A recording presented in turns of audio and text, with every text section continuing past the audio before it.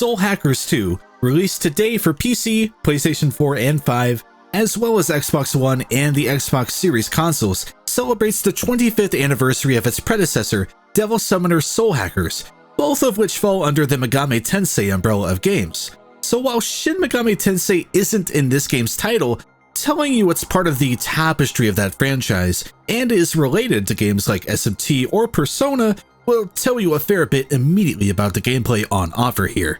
As someone who is super new to the franchise, I'm not the one to tell you if it's a worthy Soul Hackers follow-up to those who have wanted one since 1997, and I'm also not one to tell you how it compares to the best SMT entries or even recent ones.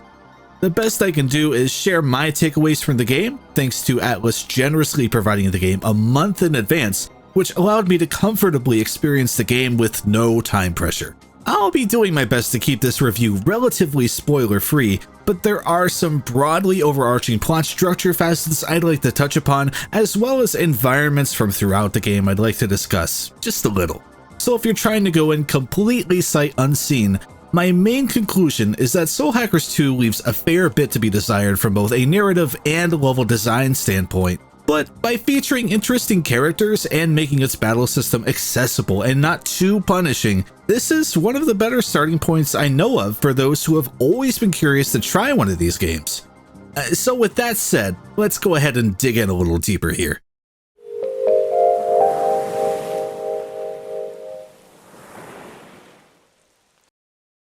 In Soul Hackers 2, you play as Ringo, one of two newly created physical conduits made by an all-knowing AI information system known as Ion, which is a lot to swallow when the game starts you with their creation, but as you suspend your disbelief, you're tasked with preventing the imminent end of the world. As two rival Devil Summoner factions persist, a mysterious man known as Iron Mask is collecting various colored covenants for nefarious purposes. The catch is, these covenants are stored inside of people, so your first task is to find these people and ensure their safety. You quickly find one of the people holding a covenant shot dead in a shipping district, but Ringo is able to pull off a risky soul hacking technique to go into his mind and bring him back to life. Somehow. This is accomplished through story cutscenes, but later on there is a gameplay element to exploring people's minds. I can't really give a critique about how most of the main story plays out without giving it away, so again, if you don't want any plot spoilers at all, you should click out of this video. If you're still here, most of the main story becomes about collecting these Covenant MacGuffins.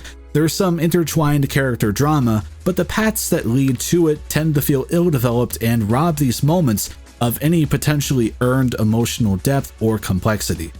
Things just happen. And more often than not, those scenes tend to feel hollow even when things are getting serious. The opening hour or so sets such a great mood with a moody, cyberpunk tone and mystery to get to the bottom of what's going on, but it's not long after that the rug gets pulled out and the plot boils down to go to a place to get a thing and either find out you're just too late or you've been blindsided, for about a dozen hours. It does have its moments, but the saving grace here is the leading cast of characters. Ringo, alongside Fig, the other construct, team up with Melody, your usual badass with a soft side girl, Arrow, a stoic but kind character, and Saizo, who has shark teeth and likes to spend his cash. And your down moments with these characters is when Soul Hackers 2 is at its best, such as when you're drinking at Bar Hydrum and chin wagging.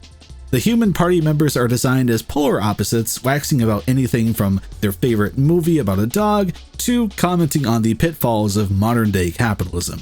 They ebb and flow very well in these moments as a mishmash of different people from different backgrounds, but still coming to the conversation with some form of mutual respect. These moments are often fleeting, but there are plenty of them in the game, and taking part in these conversations helps build up your social gauge with them. I want to give a special shout out to Ringo here too, who pulls off a sense of light humor that I don't see done well often in games. You see the trope of a just born character now and then in fiction, but she might be my favorite instance of it yet by coming into the world bemused by mankind's traditions and interests, not writing anything off, but finding it all kind of endearingly quaint. she's just funny on her own merits to boot, and helps make the cast one I'll remember. Unfortunately, Fig tends to get the short end of the stick here, mostly staying on the side as a support character for plot convenience, but when the characters are allowed to mingle and be characters, it's good stuff that helped me stay at least a little invested even when the main plot wasn't driving itself along very well. As for the minute-to-minute gameplay, to sum it up, Soul Hackers 2 is basically a dungeon crawler that pulls on SMT's combat system to fight within those dungeons, with the option of going to a few different safe town areas for shops. These districts are pretty small, but do offer a nice balance to the dungeon crawling proceedings. As a quick note though, my gameplay footage here in said dungeons will show the camera very close to Ringo, but a patch came out just a couple days ago that lets you move the camera far back and adjust it. But for the month that I had this game, that was not an option, so if you're looking at this footage and feeling concerned about that, don't worry. I have to immediately be critical here though on the note of these dungeons. I'm not sure if it's the standard for these games, but the actual layout of these dungeons left a lot to be desired in my book. Paths are almost always straight hallways that lead to small square nodes or rooms that connect to another hallway or segment of hallways. Very rarely are there curves or anything to break this norm, and when you leave the map on screen and are looking at it often throughout the game as you explore like I did, it quickly becomes apparent to you how plain and simple most of these proceedings are. This applies to the main story dungeons, of which there are surprisingly few, and it also applies to the Soul Matrix dungeons, where you can explore into your party members' minds based on how high your soul gauge is with each character. It is infrequent that anything is done to shake up the layout, and mostly the only times this design is broken up is just with elements that seem to be there to waste your time. There are a few mazes and dungeons that have teleporter segments where all you can do is keep trying different teleporters until you stumble upon the correct ones to not get sent back to an earlier or different part of the maze. Playing one of those after finishing another one at 4 AM turned my brain into mush. And the actual visual environments here rarely differ either, which is a shame. All of the story dungeons are dark, murky, and moody, which I'd expected, it's cyberpunky, right? But there aren't that many different dungeons. Again, you might view this as a spoiler, so one last chance. But things start off in that shipping district, then move into a subway system that has a few different layers you'll spend quite a bit of time in, and it wasn't until around the 25 to 30 hour mark-ish that I got to a very uninteresting office complex. And on the other hand, the Soul Matrix dungeons afforded a lot of opportunity for visual variety that just aren't acted upon. Instead, they are just these ethereal floating square constructs for all three of the party members that you can explore. They each have their own dungeon. You're often encouraged to do these after major story beats where you've bonded more with your characters, and you'll want to do them as more progress in them affords you very useful combat abilities, but it feels like such a waste for these to always be floating cube prisons. These factors combined with the actual map layout really puts a damper on things. By the end of the game, I'd tuned out to the Soul Matrix dungeons. If you enjoy teleporter puzzles, you might get more out of the later levels than me though, but it just didn't do much for me. On the bright side, I did enjoy the battles I got into in these dungeons. Enemies appear within them, and combat initiates when you've made contact. So you do have the option to swipe them with a blade to try to get a preemptive strike, or to use those instances of them being knocked down to keep exploring if you feel like you've done enough battles for a while. Occasionally, golden enemies appear that offer items that can be sold for high prices, and once in a while, a bigger, risky enemy appears that is consistently higher leveled than your party and will kick your teeth in if you take them lightly. Once in battle, each demon you fight is a game of guessing which of your attacks have an affinity that they're weak to. Some demons are weak to fire, and some are weak to guns. I think that's one of my weaknesses personally, etc. It's constantly interesting to meet a new enemy and try to guess what they're weak to. All the while, you have to be careful since some enemies resist these alignments, and some actually heal from those alignments, and then some just reflect the damage back onto you. The battles are turn-based, with your party attacking in terms of fastest to slowest, and then switching to the enemy side for them to take their turns. It's all very polite. Unlike prior entries though, attacking your opponent's weaknesses does not grant you additional turns to use in combat. Instead, successfully doing so adds a stack to your Sabbath count.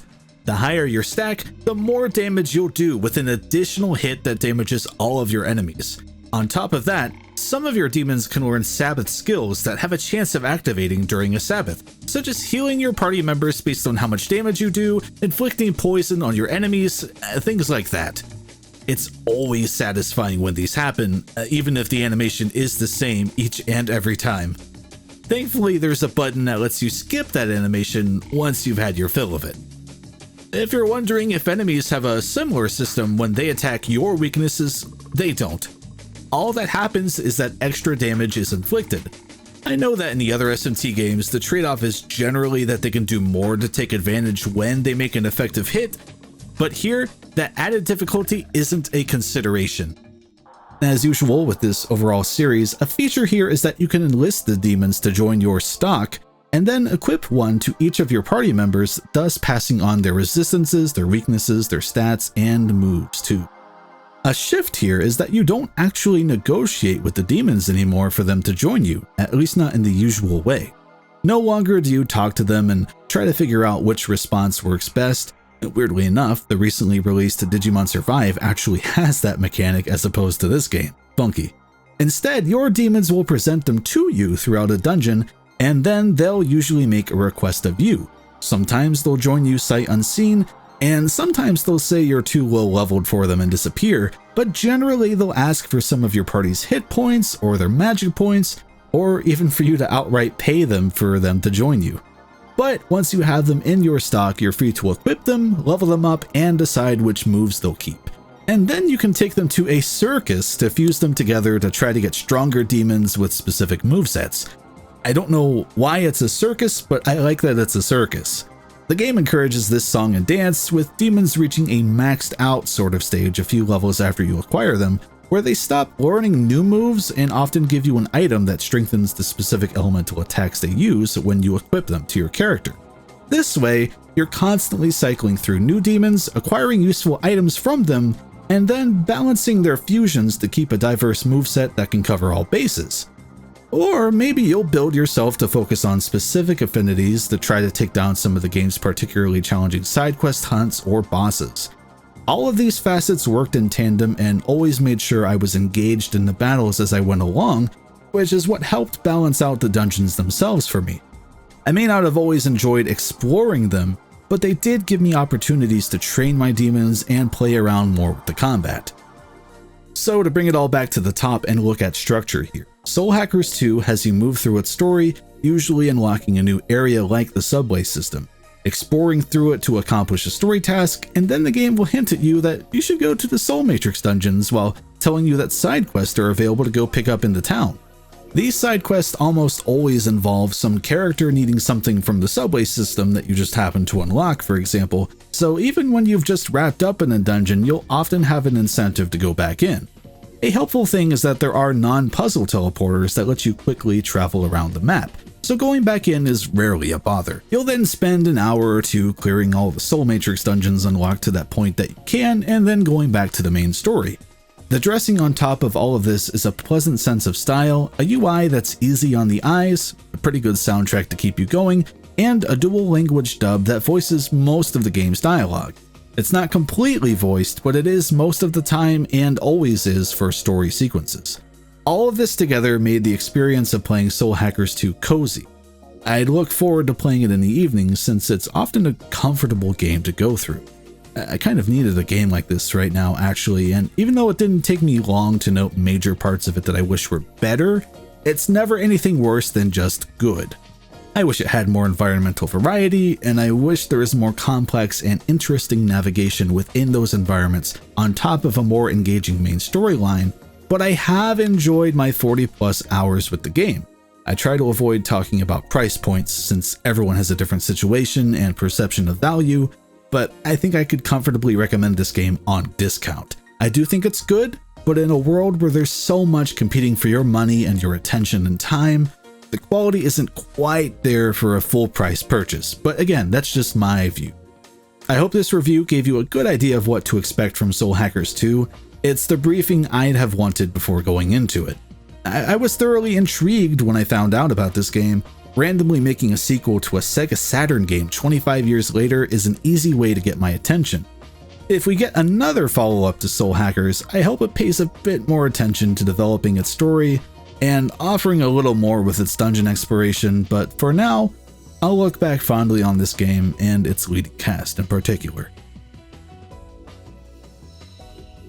A big thanks to my patrons while I've figured things out lately, such as Adrian, Buckles Chucklo, Calico Plus, Cooking Mama, Daniel, Goldstorm07, Harry, Hero, James Boss, Jeet, Joey, Common CJ, Lewis Jones, Smoothies, Svendelica, That Trav Guy, and The Crazy Even. Thank you.